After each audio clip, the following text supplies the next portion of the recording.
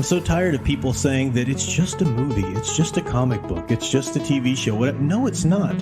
Stories are the building blocks of our culture, of ourselves, even of our own psychology. We are a product of the stories we tell ourselves about our own past and the experiences on a daily basis, but also the stories that we choose to spend time with. What types of values, our feelings, or whatever are they promoting? What types that we like to spend our time around? They're going to shape us. They're going to shape our personality and character, and they're going to shape our perception of the world and the acts and behaviors that we put out into the world. And people don't understand that. They go, it's just a movie. It's just this. I can like and promote whatever I want. Well, of course you can, but you should pay attention to the responsibility that you have. Consume stories responsibly. As a member of society, as a human being, responsibility to yourself. Consider the consequences. You need some balance. You need some certain criteria that is going to make sure you're promoting the right kind of works, or at least have thought through the type of work that this or that story is going to do in our culture, and then make your own decision whether or not that's something you want to support. Consume stories responsibly. Consider the consequences. Consume stories responsibly.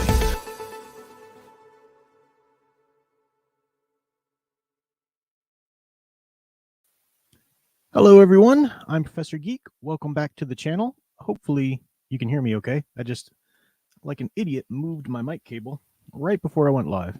So yep, I'm good. Just double checking that. Usually everything's good. Welcome back to another Office Hours live stream. Welcome back after another week. Hopefully your week went great. Had this stream up for since last night, I guess. So I got some comments there, but welcome everybody. It's going to be an interesting stream. I got a couple of thoughts to talk about. I do want to talk about the classics and why it's important to return to them, and kind of what's been going on in my life with my reading schedule lately, and my reading content lately, and why I was like, man, I got to get back to some classics and whatnot. Just as a tease, tonight's live stream will feature a review sort of Alpha Core. Didn't put that on the thumbnail because then I'd have everybody in here arguing about it and giving their 2 cents before I even got a chance to talk about it. So we will get to that. But welcome everybody first. I think Ghost Planet Inc. was here first. Welcome to you. Darth Enigma, Private Eye, great to see you there. Yeah, everybody likes that library shot on the thumbnail. It's pretty sweet, right? Who wouldn't want to live there? In my it didn't look like that library shot at all, but it, somewhat similar, just settings, thinking about a setting to read in or write in. I received my MFA degree from Spalding University in Louisville, Kentucky, and it's a low residency program, which is really all I could do at that point in my life. I had just already sunk so much time into my master's in English, and I just I can't go be on campus that long. I got to work, so I was working teaching already. But the low residency program is great, especially for people who, are adults going back to get their MFA. And it was 10 really like boot camp filled days on the campus there at Spalding University. And then you spent 6 whole months. So their semesters were 6 full months with a writing mentor back and forth through the mail or email, internet and whatnot. And it was just like having a really intensive personal training writer. But you were there on the campus for 10 days each semester. And you would stay at the historic Brown Hotel right there in Louisville, Kentucky. And the Brown Hotel is gorgeous. And it had the arches. There were little nooks you could sit in, like overlooking the whole, lobby. This historic, like Roaring 20s style place. And that thumbnail kind of reminds me of it a little bit. But just a rant there, a tangent. Not rant. Welcome, Alec Purdue. Great to see you there. Eldritch fan, good to see you. Studio Super, welcome. Nathaniel Zalozball, good to see you. Leia Plus Size, and of course my dear sweet wife Sound Engraver. Big Al popping in. Thanks, Big Al. Final Fantasy fan, Matthew Flynn. So many more people. I won't sit here and just welcome people the whole time, but thank you for the super chat from my dear wife. The intro hits home for me this week. Yeah. Consume stories responsibly. Yeah. Nathaniel Losball says, think you can also touch upon how publishers are trying to change the classics. Yeah, definitely. Like how sensitivity readers rewrite parts of books from Roald Dahl and Agatha Christie. Yeah, that we'll talk about. I didn't think about talking about that in tonight's stream, but we will. That's actually going to be a topic for my first episode of the podcast coming this week too. Al and I are recording our first book study stream, which means I want this episode to come out before that. So yeah, good topic. Good idea. Remind me if I forget about it towards the end. Eldridge fan said also how writers today can draw from the classics. Yeah, folks are so ignorant today. You have to educate people about the draw from them. That's a good point. I mean, people, in today's education system, they act like, the classics. What? You don't read those. That's, that's white patriarchy, telling you what was literary canon. No, this is the stuff that, well, we'll get into it. We'll get into it. I've been talking about this for since before the holidays. I've been talking about some of the books that I was jumping into or trying out that just were. It started out like they were just not great. They were just not great at first, right? Like, remember, if you were sticking for my live streams in a while, I read Floating Dragon by Peter Straub because I really loved his ghost story book so much, and Floating Dragon just wasn't all that. It was as good. I was glad I read it, but it wasn't great. Then I tried to read I'm blanking on the author's name right now, but Children of Night, the guy who wrote Hyperion, which didn't seem like it'd be something I'd be interested in. Soundgraver hated that book, and didn't sound like it'd be something for me. But he wrote some horror novels that came up that were sort of like it or whatever, supposed to be like that. And Children of the Night was good. It was passable, but again, it wasn't great. Then I tried to read his second in that trilogy, which was just awful. It was just ridiculously awful. Then I haven't talked about this much, but I read a book. I'd never read a Dean Koontz novel in my life. And I read a book called Twilight Eyes by Dean Koontz. Oh my gosh, did this novel feel like it was written by an 8th grader? It was ridiculous. The perfect example of a Gary Stu. If you want a good example to cite, because everybody's like, oh, you're so sexist if you think Mary Sue's exist. Well, no, it's men and female. And female characters exist when they're written poorly or written as, fan fiction, basically. And man, this novel is a great example of it. Ridiculous novel, top to bottom.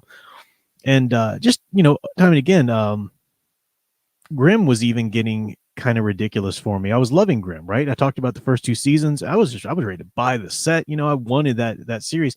Then at the end of season 3, it just turned into a soap opera. And then throughout the entirety of season 4, it's still great. Now I'm still watching it right now. I just finished out season 4. I wouldn't have finished it out. I wouldn't have stuck with it if I was watching it live back in the day.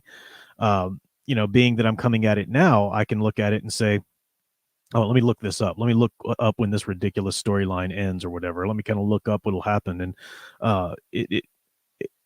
part of it, really the main part of it, centered around the character of Juliet, that love interest. Remember I was telling you how the show, the character has a love interest, which is fine. She's great. She's a love interest. But then you can almost see them like wringing their hands like, oh, but we can't just have a woman be a love interest. We got to make her, this and that. And it was just like every feminist problem, every problem that feminism creates, you could just see them pouring into that character. And at first she was annoying. And that's annoying, but whatever. At least you're still reacting to the character. By season 4, they did stuff with that character that was just boring. Like, I don't really know if they were trying to make you angry with her as a villain or sad for her as a victim.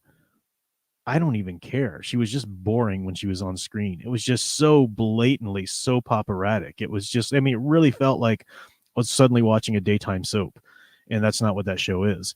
And luckily I looked it up, and it was supposed to, end at the end of season 4. So I just, kept it on in the background while I did stuff. Like, the show didn't deserve my full attention anymore. And it was sad because it still had all the great elements that I loved about it, the great characters, and still had all these great elements going forward. And I'm hoping that it, picks up and does well, through the season 5 that I just started. So we'll see. It's season 5, then it's half of season 6 that I've got going through left. So there was that. I think there were some comics that I'd read that weren't very good too. And I thought, I teach archetypes, I teach canon survey literature classes. And it had been a while, though, since I had gone back and reread some of the staples from American lit, or not just American lit, but, world lit in general. So I went back and I reread the Iliad, Homer's The Iliad. Reread this and the Odyssey. And I've got the Aeneid that I'm going to start here again. Just rereading these, and it's just so wonderful. I'm going to reread Dante as well. It's just so great, just so great. Getting back in touch with the classics. Now, I mean, I read these in, gosh, did I read the Iliad in middle school? And then, of course, I read it again in my undergrad of college. But they're classics for a reason. And it's important to keep in touch with the classics, especially if you're a creator yourself. And you do hear in education, you hear the, it for the longest time, you would take classes, especially in college, and they were survey lit classes, which were there to kind of, you didn't really dive too deeply into any one piece of literature, but you would hit on the big canon, staples of literature throughout Western culture, at least, that I don't even think those classes exist anymore, at least like they did in the day. Now they're trying to do away with that idea that there's such a thing as literary canon, because all of the stupid feminists and post-colonialists and all this, garbage, agenda-seeking people in academia have ruined that idea now. And they've tried to, oh, no, well, you can't say that those works are canon because they came from a patriarchal society when, what about the women or the minorities that were writing stuff back then? Well, yeah, I mean, it's good to go back into those time periods and see if there were any works that were overlooked, but not to the detriment of the works that society was actually built on, right? If you're going to study, or if you're going to pick up a book, let's say that was written in the Victorian ages, you're going to really get all you can out of a Dickens book, or heck, even a Mark Twain book or something like that. You need to know your Greek mythology and your Bible to get those references. You can't read T.S. Eliot and not have been exposed to Greek mythology or the Bible or Shakespeare, or all of these things. And it doesn't mean that you need to be an expert, but it means you need some sort of basic foundation in the humanities, because these works are the foundation of our Western culture. Whatever shreds of that culture is still left, But if you're going to enjoy any of the works that came after it, and if you're really going to, do that, these books have also stuck through, not just because, they were written by men, or whatever. No, these books encapsulate so well such quintessential human struggles. They deal with things, that as writers and as creators, artists or whatever, this is work that's already been done by your ancestors of humanity. That's just what I mean by ancestors. The people on this earth that came before you have already done a certain amount of work in the art form, but also in trying to figure out how to be human and how to human well. They've done this amount of work already, and you get to read that and see what they did, learn about the struggle, and then stand on their shoulders and get a little higher or do a little better. But today you've got, especially, the young people, and it's not just anything generation specific. It's every group of young people. I don't need that. I do it for myself, blah, blah, blah, blah, blah. Okay, good for you. That's like if somebody, I don't know, if you're freezing outside and somebody already gathered the firewood, put it in a nice circle and handed you a book of matches, and you go, no, I'm doing it for myself. So you walk around and, get hypothermia trying to gather your own firewood and figure out how to start a fire on your own. That's stupid. It's stupid. You look and appreciate what's already there, and then stand on that and build on that. And even if you don't like some of it, you at least know it. You know what has been done with it. And it does require, getting back, if you go all the way back to the Iliad or the Odyssey, and if you're really going to go back to the proper works, you get a good translation of them. You're not just getting some Reader's Digest version or some, modern day academics paraphrase of it or something. You get then you will have to know some history. Oh no, you might have to learn a little bit of history. You might have to go back and learn, some of the ways things were done in a culture that's not your own. that's part of it too. It expands your horizons, and the classics are something. I started with these, but like I said, there's a whole wealth of classics. I started going back to these, just rereading them to have them reread at some kind of fresh part in my mind. I mean, I've reread portions of them as I taught different aspects of them and whatnot throughout the years, but to really sit down and just recreationally read through them again has been great. But like I said, Homer, Dante, Shakespeare, get to the romantics, Shelley, Keats, Byron, in American lit, I mean, there are people that claim to be writers and have never read Poe or Hawthorne or Twain or any of these people. These are the classics. They're staples for a reason. They're explorations of the human soul or the human experience, and they're explorations of art. And it's wonderful. You go into that, but they're falling by the wayside today. In fact, I'm not asking for this, so don't everybody go, I read it. But I would imagine that even comparatively, even in my channel here, which tends to attract people of this mindset, I bet comparatively few of us have actually read through these before. I mean, and there's always one that you might have missed in your education. That's fine. Maybe you read Homer, but you didn't read Dante. Maybe this and that. Or I mean, sure. But you got your lifetime to go back and fill those in, which is great. And it's not that you should only read these books and not read anything new. I mean, heaven knows I love reading my Star Wars EU, and it's not that I'm going to not read my good classic fantasy or science, space opera or something like that, just so I can go back and read all the classics all the time. No, I'm not saying they're any more important than certain things you might read that have come today or genre based stuff, but they're important nonetheless. And people just ignore that. They ignore it left and right. Oh yeah, unless their audiobooks completely count. They completely count. Yeah, I say all the time. I even tell my students that there's no shame in audiobooks. I've talked about it on here before, especially in today's culture where younger generations who grew up with the technology are, you have the misfortune of your brains being somewhat affected by all this technology to where you're not able to sit down and focus on one thing more deeply. Our brains have gotten to the point where they're better at shallowly multitasking on a bunch of different things. But that's just not just younger generations who grew up with the technology. It's also anybody, anybody who spends too much time in the technology can sort of lose that ability to sit down and focus. It's a muscle. It's a brain muscle that you need to flex, and if maybe you're at a point where you can't just sit down and straight up read a novel, fine. Can you at least listen to one, build up that muscle memory as much as you can, and also with our busy schedules. I love audiobooks for my commute, I love that aspect of it. So yeah, no shame in audiobooks. Of course they count. Yeah, Jules Verne, H.G. Wells, Tolkien, for crying out loud, of course. I got a couple super chats here. Alec Purdue for $5. Thank you so much. Jonathan Pajot said it best. He's great. Jonathan Pajot is great. Stories are more foundational than facts. Yeah, as I say, stories in my intro. Stories are the building blocks of our psyches, of our the foundations of our culture and so forth. Yeah, it's a good point. Eldridge fan said, want to tackle Spencer's Fairy Queen. Intimidated. Oh yeah, man. The Red Cross Knight and Una. I mentioned Hawthorne. Hawthorne actually named his daughter Una from Nick Spencer's Fairy Queen. Just a little piece of useless information for you there.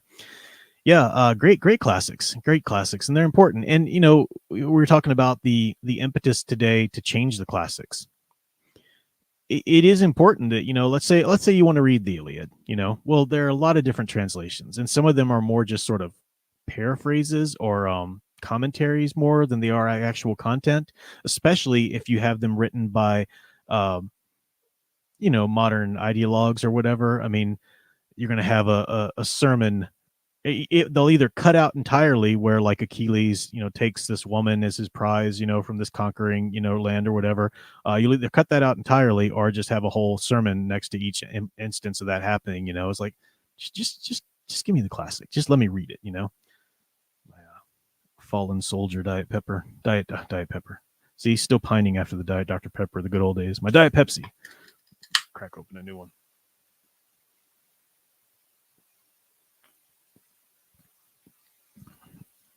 AL said, when I was in middle school, I made a list of must-read classics and systematically read them one by one.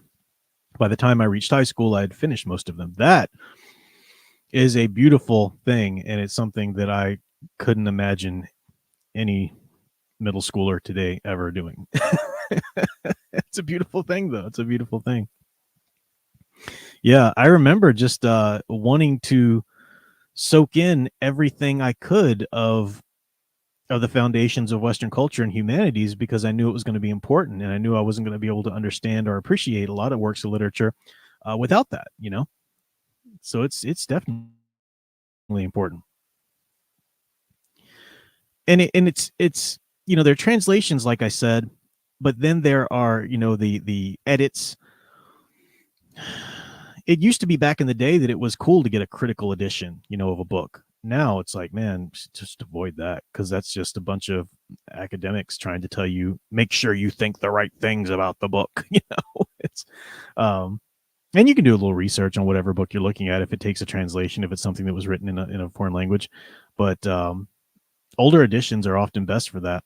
It's kind of like Blu-rays, you know, how they you know, the newer Blu-rays will come with a little tweak to this or that, you know, or this part of the movie, whether it's for licensing or ideology purposes or whatever. Yeah, the older tends to be the better. Andre Hernandez says, do you think the reason why classics aren't accessible to people is because the language, like how everyone is a fan of Shakespeare language, isn't a fan of Shakespeare's language? That is sometimes a stumbling block for people. It's interesting. I grew up going to this little country church up the road that was like one of those King James Bible only churches. So that language was never a problem for me. I grew up reading the King James Bible, but it is an issue if you haven't read that, or if you haven't been exposed to that kind of thing. And it just takes practice. Like anything else, it takes practice. You know, you could go out, like if you're going to read Shakespeare, there are versions of it written in plain like modern English, which is a tragedy, because Shakespeare isn't the most original storyteller. In fact, if you look at the stories going on in his day, he pulls a lot of stories from other people. Shakespeare's amazing genius is in the poetic language that he tells those stories in, you know, the dramas are written in. And yeah, so maybe it takes a little while for you to understand that, or maybe you read a you know, Shakespeare too, or something like that is made to be, I mean, you can read it and it's good to sit down and read it, but it's really written to be performed. And if you see actors on stage performing it, then you kind of get the gist of what they're saying. And you start with that and you see that enough. And then you start to read it. And oh my gosh, you might have to read something more than once, or might have to do a little research on something to fully appreciate it. You know, imagine that it's, you know, some franchise that you love. I just think it's important. I don't think you need to like go dedicate 3 years to nothing else but understanding the full body of the classics. But I think it's important to, you know, never go too long before you're digging into a classic and trying to understand it better, whether that's the first time that you read it or it's been a while. I think that's very important.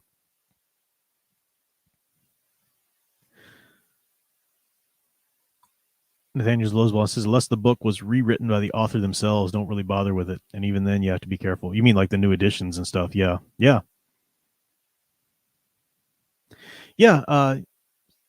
So I don't know. I mean, and Shakespeare, you guys are talking about Shakespeare a lot. I mean, there's so many movies and versions of that it's and if you understand the base, if you understand, like, let's say Shakespeare, for example, if you understand Taming of the Shrew and you really read that and appreciate that, well then, yeah, it's fun to go watch, you know, that 90s film, 10 Things I Hate About You. Remember, it was late 90s or early aughts when I think it was late 90s when they were making like teen movies out of all the plots of Shakespeare films. They did Othello, they did 10 Things I Hate About You, they did a bunch of them. But yeah, you can appreciate things like that pay homage or whatever if you understand the basis. Yeah, Sound Engraver says it. Reading is like learning an instrument. To be good, you have to practice. Absolutely. Yeah, it's important. I was trying to think of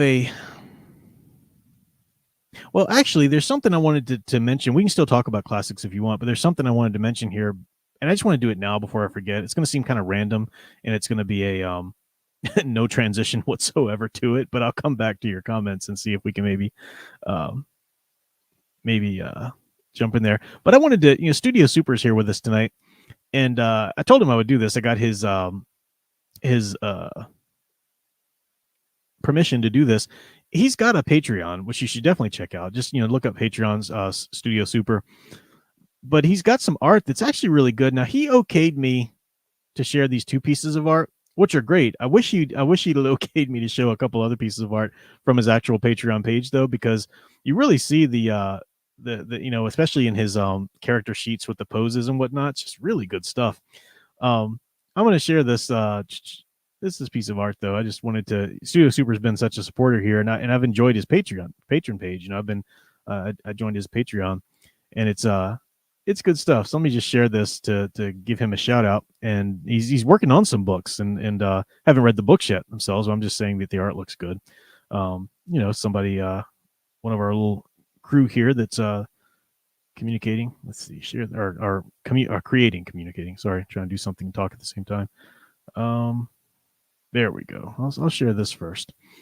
This is his. I think that's the cover for one of them there. You can see the manga stylings there. You can see that the influence there. I particularly liked this one here. There we go.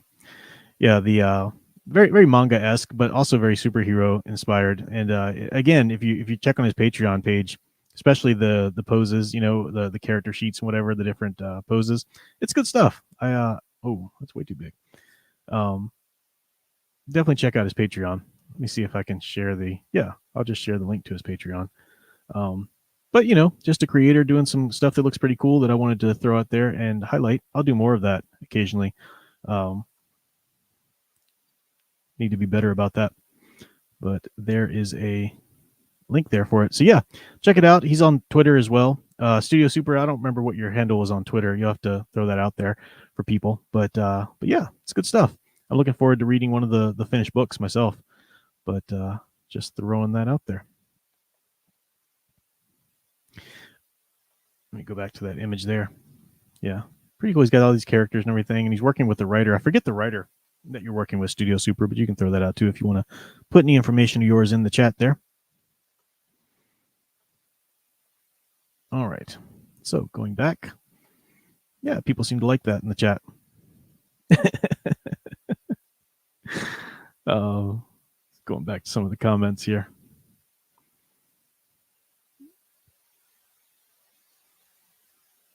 It was Dr. Pepper. Diet Dr. Pepper was the best drink in the world, Andre. I don't know what they did to change it. Ticks me off.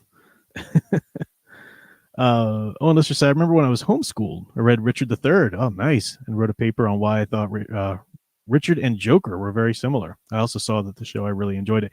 Yeah, that's fascinating when you can make connections. That's the great thing about reading the classics, is that you see a lot of the new characters today, and especially when you get writers who are educated and know the classics, and you see them doing things, or something like the Joker, for example. All right, that's not specific to any one writer. The Joker is just a cultural phenomenon as a Batman villain. Everybody knows him.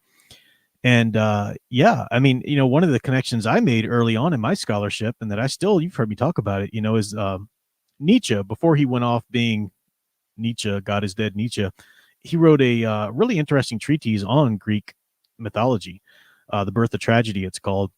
And he talked about these two forces, which I think had been talked about somewhat before him, but he really kind of identified them well, the Apollonian and the Dionysian. And he looked at Greek mythology, and you get these two forces in Greek mythology, but you also see them in fiction in general, these two kinds of tendencies. The Apollonian, like the god Apollo, very logical. Apollo is the god of music in terms of music theory. He's the god of theater in terms of the meter and whatnot of poetry and so forth. And he's the god of the sun, the rising, the regularity of the day and whatnot. So Apollonian is very logical. very measured, very controlled. And then he said you got this tendency toward the Dionysian. Dionysus, also a Greek myth, a son of Zeus as well as Apollo, and he's a god of many of the same things that Apollo is the god of. Dionysus is a god of music, but he's not a god of music theory. He's god of the revelry, of the passions of music. He's a god of the theater, but again, the more passions of the theater, not the specific poetic meter and such forth of the theater.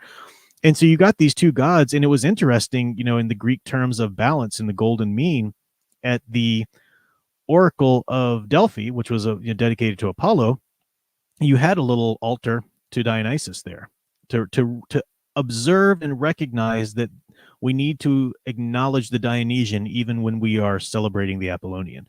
And likewise, the theaters and whatnot for Dionysus, there was a temple of Apollo or an altar to Apollo. Again, even when we're focusing on the Dionysian, we need to acknowledge the Apollonians. They're the two parts of the brain, two parts of humanity, the human experience. And you go off the deep end in either one, it's not healthy.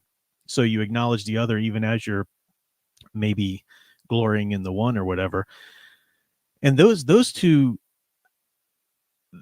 tendencies, of human nature, but certainly of fiction, coming from mythology, are everywhere. Look at Batman and the Joker. Batman is an Apollonian hero.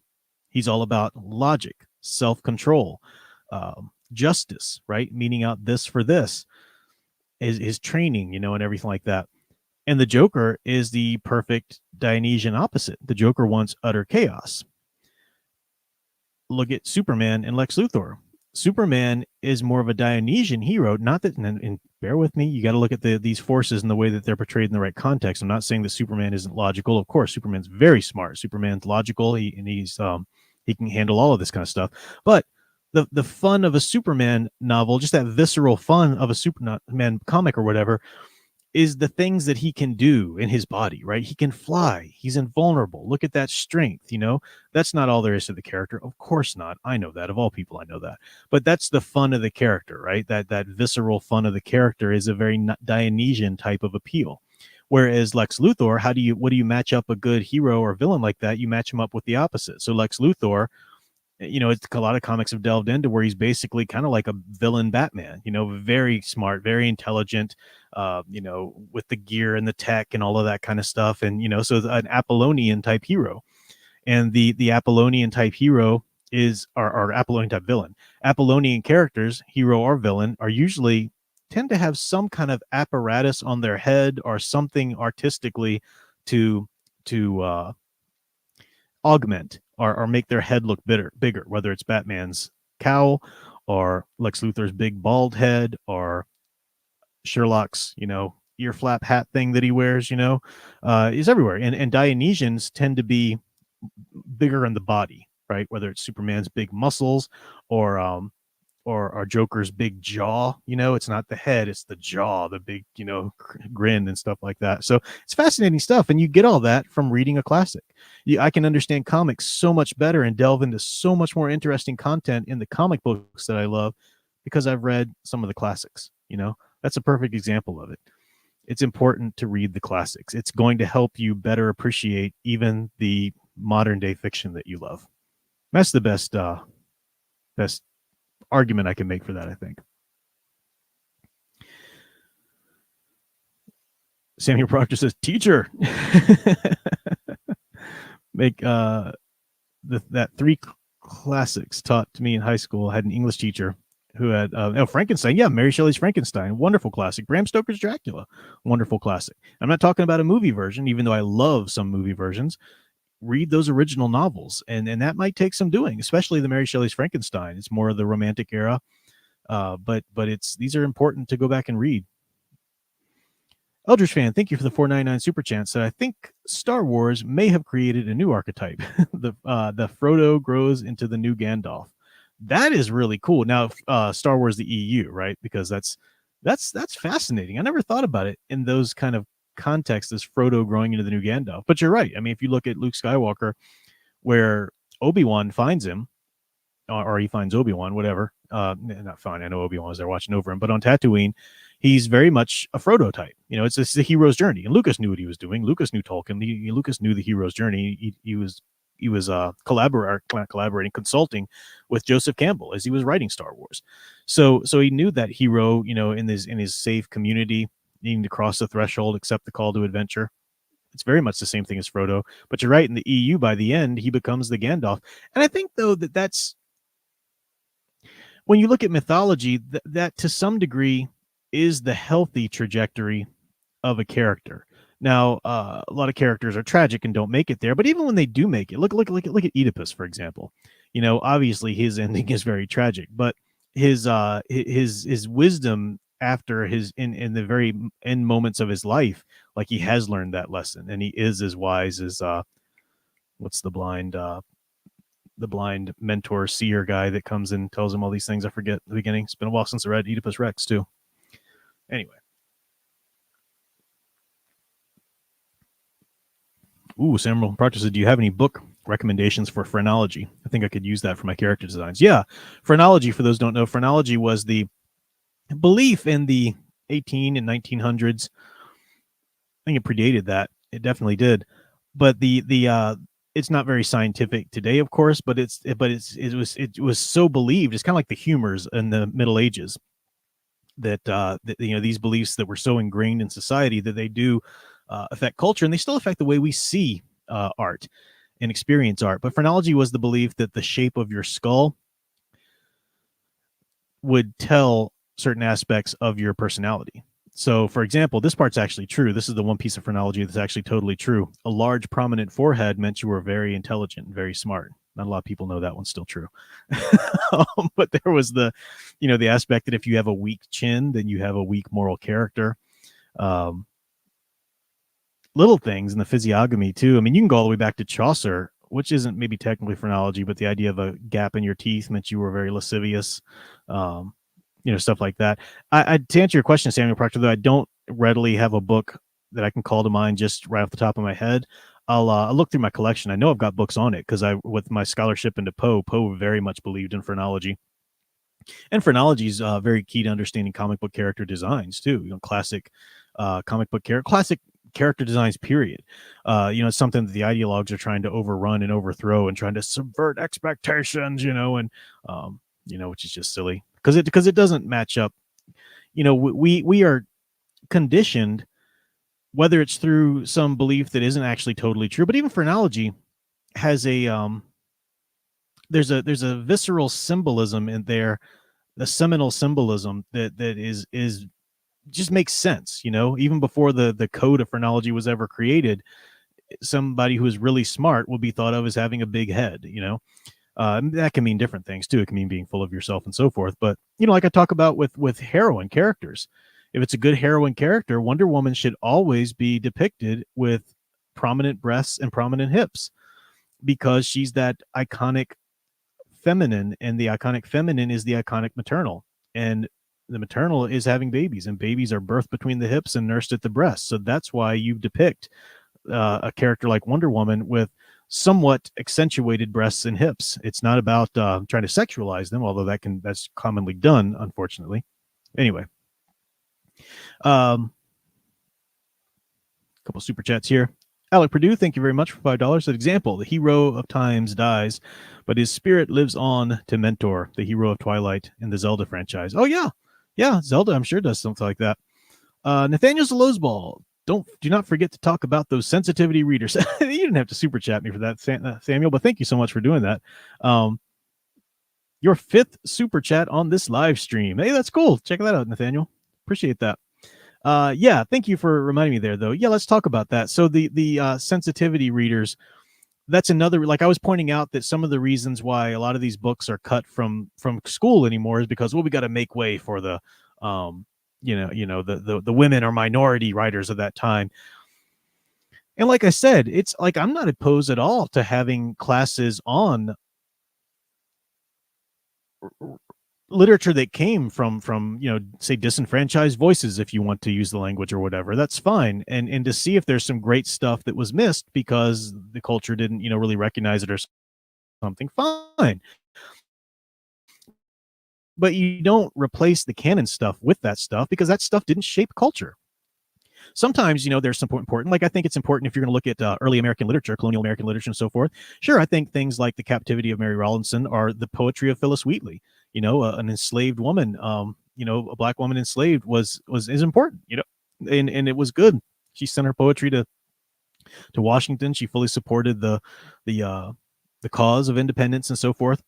But you don't replace that. And so the sensitivity thing, though, is like I said, like, oh, we can't teach the Iliad. Oh no, it features, too much violence, or it features women being treated as property, or it features this. We can't have that. We can't have that. I mean, that's the whole ideologues push to try to erase history. Let's tear down all these statues. Let's rename all these streets. And it's no, this is ridiculous. This is like, why would you ignore history? Why would you just pretend it doesn't exist? Then you're not going to learn from any of it. It's just, but that is right. The sensitivities, and man, I work in academia, and my days of working in academia are very much numbered. And I've said that before. It's I need to get something else going because I'm not going to survive too much longer in it. I'm very lucky in the places that I teach now that I'm able to work unaffected by this stuff, but it's coming for me. It's coming. The writing's on the wall with culture. It's coming for you. So yeah. Owen Lister, thank you for the 999 super chat. Said, if you have any Westerns you can recommend, it could help me with the Western story I'm working on. I have a good idea what story is about. The story is about the softening of the vengeful heart. That's great. Westerns, do you mean movies or novels? Definitely some great movies out there. The Softening of the Vengeful Heart, I mean, it's kind of a staple Western, but if you haven't seen The Searchers, John Ford's film, The Searchers, starring John Wayne, classic, and really good at softening the vengeful heart. I mean, that's a movie that you need to have seen. Absolutely. If you're writing a Western about the softening of a vengeful heart, The Searchers, John Ford's film, The Searchers. It stars John Wayne. Great. Speaking of John Wayne, Rio Bravo is probably my favorite Western, just because of the real tightness of the storytelling, the unity of place, the unity of time, of character and stuff. That's really great. The Man Who Shot Liberty Valance. And I'm talking about classic Westerns here. Of course, there are others. You can get into the Sergio Leone, spaghetti Westerns, the Clint Eastwood trilogy, that ended with Good, Bad, and the Ugly. Those are great too. They're fun. You're not going to get as much character development, so to speak, in those, but they're fun. They're good, So yeah, there's some great ones. And then there are modern Westerns. There's a resurgence of Westerns in the 90s that I think are quite good. I love the Young Guns. I think Young Guns 2 might have even been better than 1, but no, 1 was great. There was even I need to probably rewatch that before I recommend it, because maybe I'm looking at it through nostalgia glasses and it's not as great as I thought it was. But there was a resurgence. Occasionally there are resurgences of the Western, every now and then. If you're looking for novels, Louis L'Amour, Louis L'Amour is known for the Western novels. As well as, you can look at some of these classic films and see the novels they were based on as well. Eldritch Fan 499, thank you very much. The Courtship of Princess Leia audio is out in time for Valentine's Day. Is it unabridged audio? Because I know they had abridged audio. If it's unabridged audio, that's awesome. Out in time for Valentine's Day. I want to read about some hot Amazon Force witches. Hope they didn't change it. Yeah, hope they didn't change it. That's a great book. A lot of I've heard some EU fans kind of, sneer at that book a little bit. I enjoyed that quite a bit. The Courtship of Princess Leia. That's kind of a staple or important book in the progression of Han and Leia's relationship too. Definitely good. It takes place between obviously Return of the Jedi and in the Thrawn trilogy. So it takes place there. It's long before. Well, obviously, because by the Thrawn trilogy they're married and having twins, so it has to take place some point between there.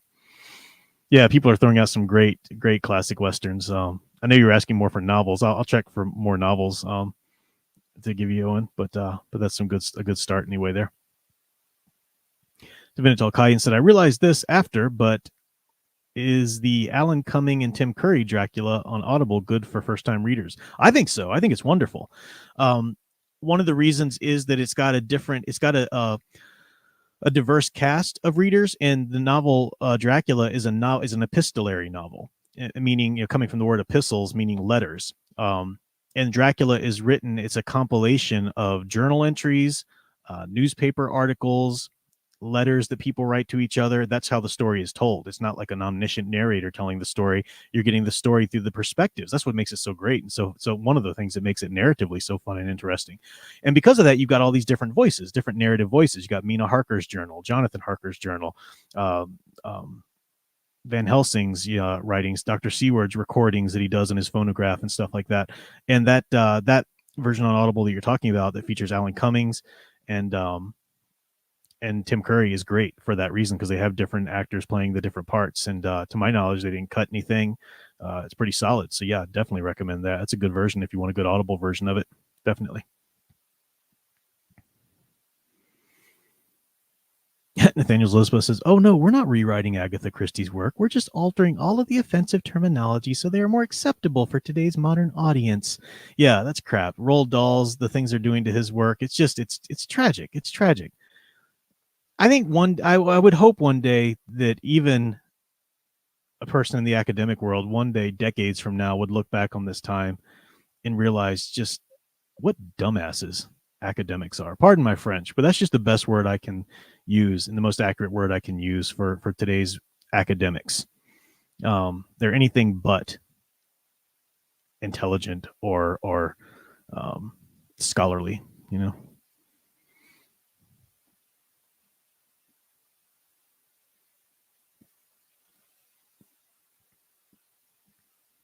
All right.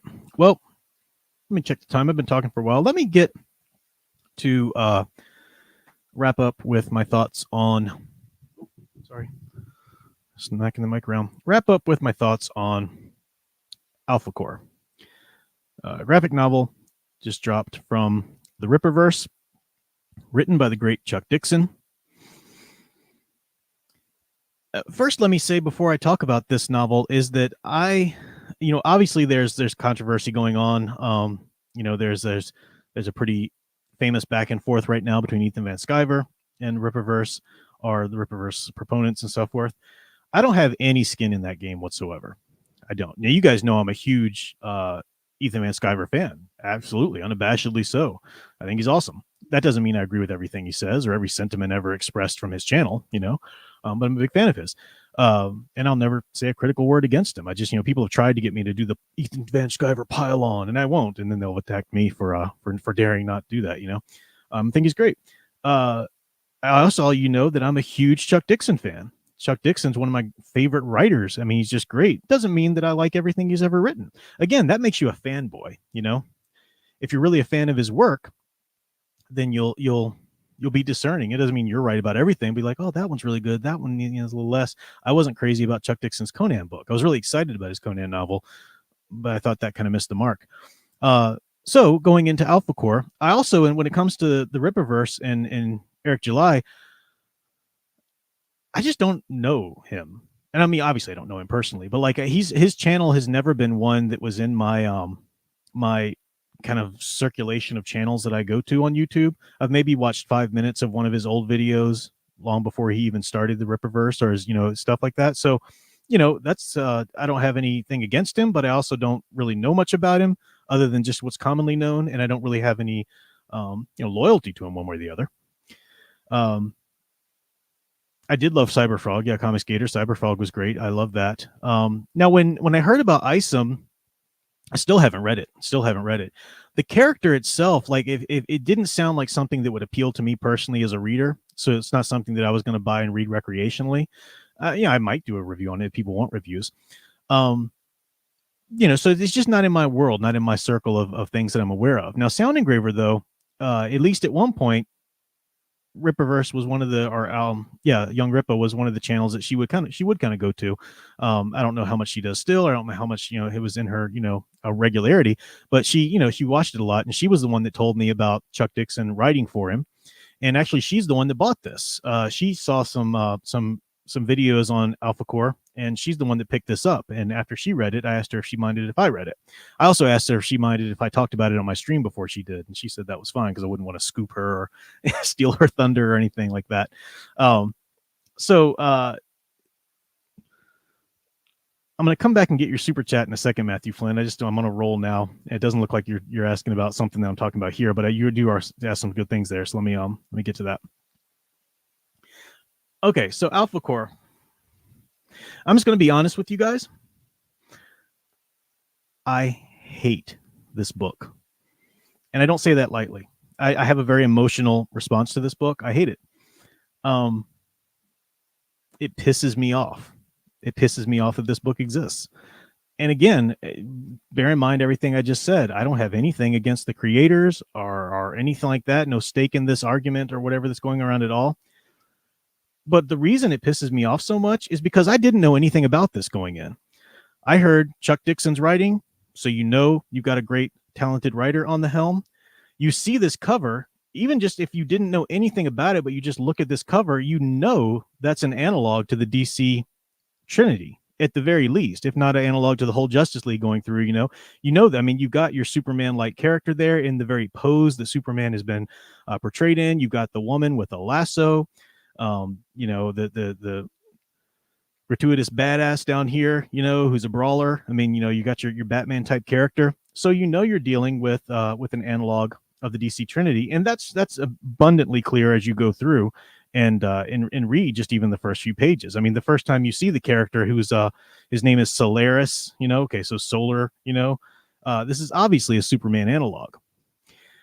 And I thought, okay, great, cool, a DC Trinity analog in the hands of Chuck Dixon, this is going to be great. And I just could not believe, I absolutely couldn't believe that what I was reading is just yet another deconstruction of these heroes. I'm hearing some people say that how original this comic is. Where's the originality?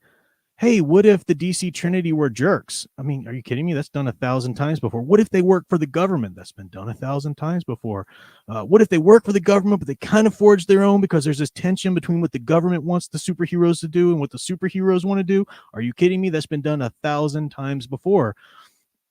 And I mean, I say this as a Chuck Dixon fan. And I mean, he'd never have a reason to watch my minuscule little channel, but if he ever did, I hope he would just appreciate that this is one reader's response to it.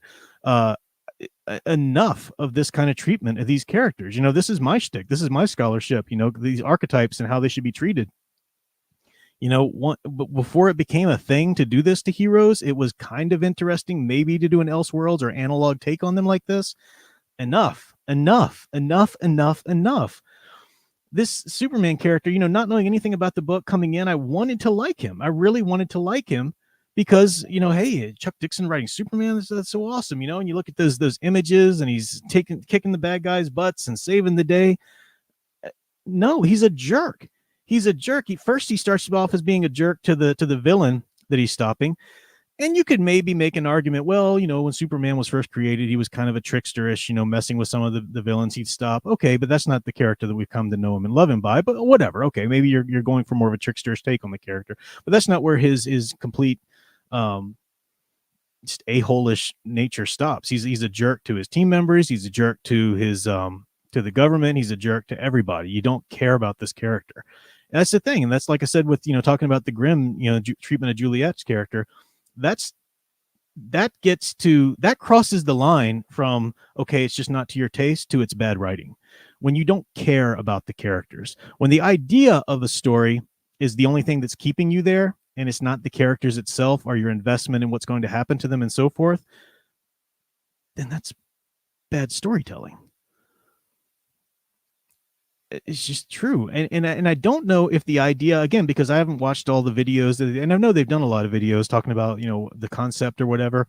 I don't know if this concept came from Eric July and it's just something Chuck Dixon wrote the script on, or if Chuck Dixon wrote the whole thing and it came, from his mind. I don't know. No writer can be great all the time, and this is a real misstep, I think. From Chuck Dixon, and it hurts me to say that because Chuck Dixon, I mean, he's 20 times the writer I'll ever be, and I look forward to reading much more of his stuff in the future. I've lovingly reviewed so much stuff he did. I loved his vampire novel. Of course, I've reviewed him and Graham Nolan's work on Bane. I've reviewed the stuff coming out of Compass Comics, that Chuck Dixon's had a hand in as well. And I even did a whole chapter in my Heroic Inspirations book on Chuck Dixon's run with the Birds of Prey. I don't know if I made a video of that chapter. I should make a video of that chapter. but this is just bad, and people, it deserves some honest people coming out and saying that's bad. The dialogue is really just not very good. um how's that really well spoken critique of bad dialogue? It's not very good. But I'll give you an example. It's the Superman analog here, Solaris or whatever his name is, stopping this villain, and the villain's shooting him in the air, and he says, you need to stop that. I'll live, but it still hurts. And this cape wasn't free. Now, I mean, there's a pithiness, there's a funny, aspect to that. But in the moment of dragging a villain through uh, the air, saying that over gunshots, it just feels a little too exposition-y to be natural, right? It feels like we really want you to know that this character is like Superman, but does still feel some pain. And there are a lot of instances like that where the dialogue just felt. And again, I don't know, maybe it just needed a better editorial pass, when it came to the script. I don't know, but it made me angry, and I made myself read it all because I wanted to talk about it. And normally I respect Chuck Dixon so much that I normally don't even review anything of his that I don't think is that great, right? I was really excited to read and review his Conan novel, and when I just didn't really do it for me, I thought, well, I just won't review that. But this speaks right to my channel's point. This speaks right to my channel's my scholarship, my personal expertise, talking about archetypes and how they should be treated. And this is just a bad take. This is part of the problem today, the deconstruction of heroes. And I never ever thought Chuck Dixon would dip his toe into that. I don't know. It made me angry reading it. It didn't make me. It made me sad, and I don't want to read a comic book feeling sad or angry. Some people do. Some people love this kind of stuff. If you liked Frank Miller's Dark Knight, you'll love Alpha Core. If you liked Zack Snyder's DC superhero movies, you'll love Alpha Core. It's that kind of story. And I just, enough of that garbage. We've had enough of it. Let's stand up for true heroes. Let's stop it with this stuff. It's not even interesting exploring this kind of thing anymore because it's just so overdone. So unfortunately, that's my take on I haven't said anything about the art because I'm just not an art expert. The art, it's a very professional book. Oh my gosh, it's a professionally well put together book. The page quality, the colors and everything, it's very professionally done, in terms of the medium of the book. The art wasn't my taste. I didn't like it wasn't, the art wasn't something that just caught my eyes like, that's really great. But I'm not an expert in comic book art to be able to tell you why. So I don't know if that was just taste or not. Now, Ethan Van Sciver has done famously some critiques of the art of it.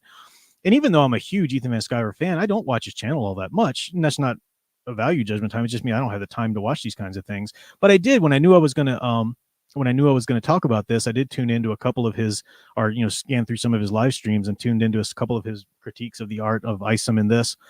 And Ethan's funny. He's an entertainer. He can give over into a little hyperbolic sometimes and do the humorous things sometimes.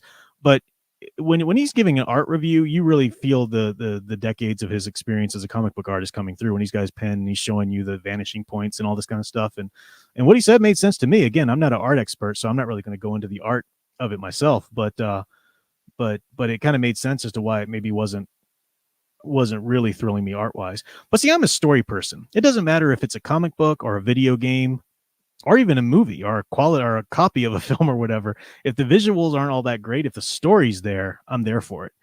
I'll put up with anything as long as the story's good. And unfortunately, and I don't know why, but the story just, as far as like the plot goes, I mean, Chuck Dixon's an incredibly skilled writer. So, that when you're as good of a writer as Chuck Dixon, it's kind of muscle memory to get the plot right and stuff like that, So of course that was there, but I didn't care about any of these characters. I'm not invested in this world. I would never want to go back and revisit it ever. There's a character that dies, and I won't spoil it for you in case you want to read it, but there's a character that dies, and the story tried to kind of give him a heroic death. And it did. It gave him a heroic death. And it tried to give the heroes' characters saying some like kind of honoring his heroic death, but it fell so flat because these heroes are such jerks. And it's like, do you even know what honor or true true honor. What's the word? I'm looking for another word than honor, but I can't think of it. But do you know what that is? Do you know what it is to live like that and to be respectful? You don't. So your nice little words about this heroic death, character's heroic death just fall flat. It was bad. It was horrible. I don't know where it came from. It's awful. Sorry. That's if you were looking for a good review, there are plenty of them out there. Don't hate me. Again, I have no skin in this game. I'm not for or against the Rippaverse. I read a comic that I didn't even know existed. My wife bought it, and it looked good to me because it's Chuck Dixon and it's dealing with some archetypes that I love, and it was a horrible experience all the way around. That's my thoughts on Alpha Core, unfortunately. So, all right, I didn't even look at the chat while I was going through that because it's a hot topic, and I didn't want advocates for it coming in here and say, you're so stupid. Hey, look, there's plenty of good reviews of it and things for you to watch and talk about. All right, let's go back and look at these super chats first that I missed while I was talking about that, and then I'll chime in with anything in the chat has to say as I slowly wind down and wrap things up. But Matthew Flynn, thank you very much for the super chat. Very much appreciated. You said, I've been trying to ascribe the heavenly virtues to the chaos gods from 40K. Korn is wrath, Tzeentch is greed, Nurgle is sloth, and Slosh is pride, gluttony, and lust, but I can't figure the virtues. I don't know 40K, Warhammer 40K. I've never read any Warhammer 40K thing or played any of the games, so unfortunately I can't help you there. You mean you don't know what the 7 virtues are? Like every cardinal sin has a cardinal virtue attached to it. So and you can look that up. You can easily find it. But yeah, I think what you're saying is you don't know what characters to assign the virtues on. Now, again, I'm not a 40K fan, but if it would make sense to me as a writer, the villain that is pride, his hero would be associated with humility. That's just good matching up. You match up the characters associated with the sin to the virtue, appropriate virtue. So hope that helps. Unfortunately, I'm not a 40K guy, so I can't really give you much there. Eldridge fan for $1.99. Thank you very much. Said Dean Kootz's Door to December is his best. Try it. Yeah. That was the first Dean Koontz book I ever read. And it's unfortunate that that's the first Dean Koontz book I ever read, but I'm not ready to write him off as an author completely. It's just, that was an awful book. But like I've said with authors, like Stephen King, the one that commonly gets brought up in comparison to him, when you got an author that prolific who's turning out stories all the time, it's just inevitable that they're going to turn out some crap, because you can't have that much of a turnaround on the story and let a story breathe and let a story take the time it needs to get to the right revision, before it's shown. So maybe that was the case with Dean Koontz. I'll definitely try another story. You said Door to December. I'll look that up. Seeing some comments here coming in. Let's see. Oh, and listen, you just placed an order for the Searchers on Amazon. You will love it, my friend. I'm sure you will. It's epic. It's really good. Natalie, oh man, what's her name? I'm blanking on. This is late at night. I always blank on names that I should. Natalie Wood from Hero with Rebel Without a Cause and a lot of great movies. Died tragically young. She's in that. It's really good. Yep, my dear Sound Engraver, making sure everybody knows that she bought Alpha Core first.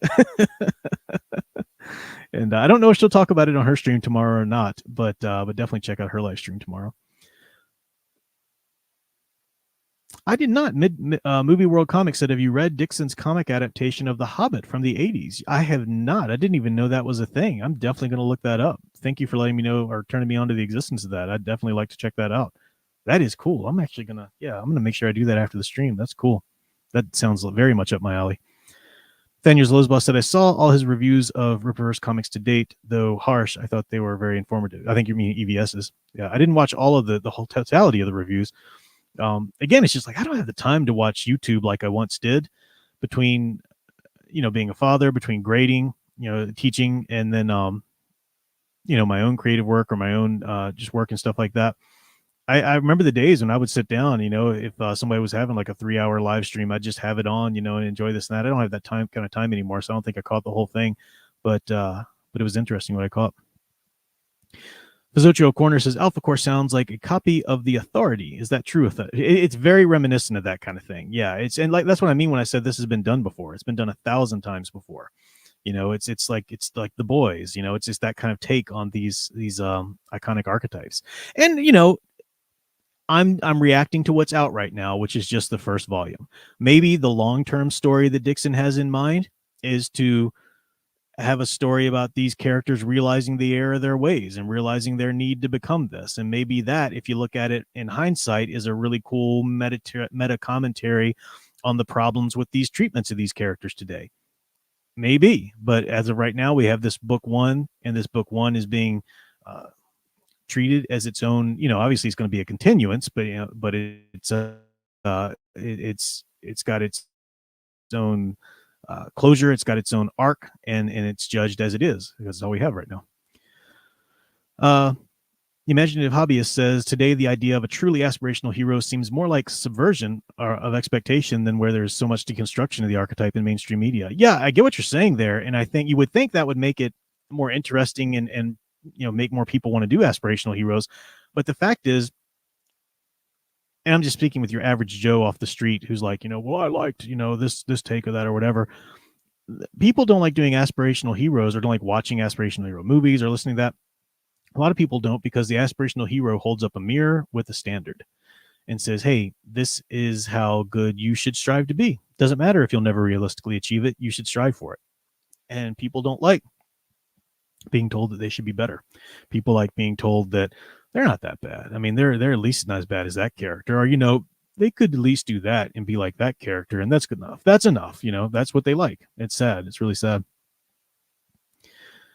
Spidey Rules said, I've come to learn that great Batman writers don't understand Superman. Great Superman writers don't understand Batman.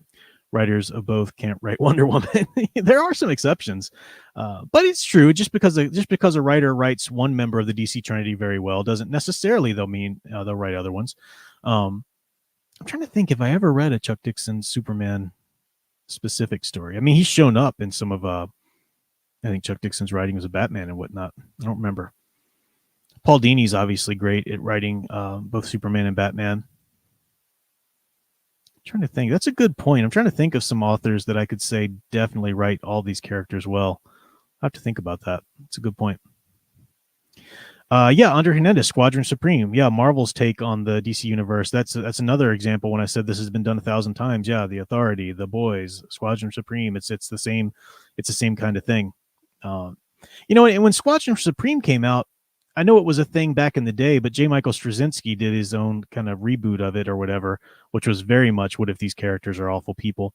And I don't know exactly the year that was published, but that was before all this rampant deconstruction started. So you might say, okay, these are analogs. They're not the actual characters. It's interesting to look at this, But that's the thing. Those kinds of the problem with those kinds of what if stories or analog stories is that culture is so sick that culture comes around them and tries to make them the norm. That's what happened with Dark Knight Returns, Frank Miller. That was an Elseworld story. It wasn't supposed to be altering Batman canon.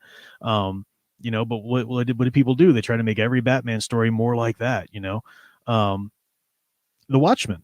They didn't even let him use the characters that he wanted to. So he created these characters, analogs to the Blue Beetle and the Question and so forth, because it was just supposed to be a standalone thing. And if you just read it as a standalone story, then you can appreciate this or that. But no, we've got to make them continuing stories and bring them into the DC universe. And it's just, I really did like Doomsday Clock, Superman Doomsday Clock. I thought that was a great story and a great commentary on the damage that those kinds of heroes do. It was, there are iconic Superman going up against that nonsense, but that was the writing was already on the wall. They'd already changed Rebirth at that point, and it just wasn't worth following the universe. But that story is quite good.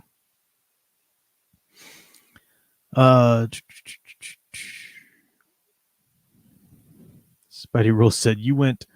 Lost the comment there. You went from Diet Dr. Pepper and sadness to Diet Pepsi and disappointment. Diet Pepsi, I've kind of got the acquired taste for it. It's not as great. It's not great like Diet Dr. Pepper used to be for me, but it serves the purpose, and I like it better than Diet Coke. I've never liked the taste of Diet Coke for some reason. I love, Coke in general, but yeah. There's a soundbite for you. Professor Geek loves Coke. The Imaginative Hobbyist said today is Frank Miller's birthday, actually. Is it really? I didn't know that. I'm not a big Frank Miller fan. I did like his Batman Year One, and I liked his stuff on Daredevil. It's been a long time since I read that. Other than that, I'm not a fan of his philosophies on the characters. When you hear him talk about them, I'm not a major fan of his in general. But I liked a couple stories I've seen him do. All right, so wrapping on down here, or winding down rather. Leia Plus Size says, you're 100% right about why today writers don't like aspirational heroes. I'm seeing less and less of them. They want the Punisher 24/7. Exactly. It's horrible. Matthew Flynn says, not quite what I was looking for, but it was helpful. Thank you. I'm sorry, Matthew Flynn. I wish I could be more helpful. I just, without knowing the 40K, Warhammer 40K universe, I can't, I feel like, if you email me if you think that, if you're trying to ask a question that I would be able to help with that I don't necessarily know more about Warhammer 40K, just drop me an email or leave a comment on one of the YouTube videos, and I'll grab it and I'll try and answer your question more thoroughly, because I do appreciate the support and the question. If I can be of any help, I will. All right, gonna go ahead and wrap this one up. And thank you guys for hanging out with me. It was a good stream. Went over my usual time a bit, so I'm quite drained now. Need to go recharge. But good hanging out with you guys as usual, and we will continue the classics discussion anytime you want to, because it's very important. And the new podcast is dropping, Iconicast Podcast, which is a rebirth of an old podcast I used to do, and that's going to be really focused on these classic stories, or some of the new stories that are good or whatever. It's really going to be talking about keeping the fire burning. That's what the old podcast was about, and that's what this one's going to be about. So look for that coming up here soon. That's also the home of the EU book studies. Al and I are recording tomorrow, I think, our discussion of the first few chapters of Outbound Flight, first 3 chapters. So if you want to read those and get ready, that should drop in no more than a week. Before then, you'll have the first episode out too. Sound Engraver is putting together some really cool theme music for the podcast, and she's just about done with that. So good stuff. Check out Sound Engraver stream tomorrow, 5:45-ish, I think, usually there. But good to see everybody. Thanks for hanging out. And until next time, keep enjoying and digging deeper into the true blue hero stories you love. Thanks for watching.